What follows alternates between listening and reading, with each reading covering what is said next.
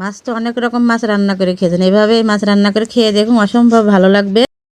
আমি টাকি মাছ নিয়ে নিচ্ছি আধা কেজি, ভালো করে কুটিয়ে ধুয়ে লবণ মাখিয়ে নিচ্ছি, হলুদ লবণ মাখিয়ে নেব ভালো করে।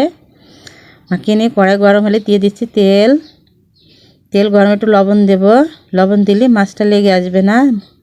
লবণ হলুদ মাখানো মাছগুলো এখন দিয়ে দিচ্ছি, দিয়ে নেড়ে সেড়ে আমি ভেজে উঠিয়ে নিচ্ছি। সবগুলো মাছ আমি এভাবে ভেজে উঠিয়ে নেব। ওই তেলে আমি এখন দিয়ে দিচ্ছি পেঁয়াজ।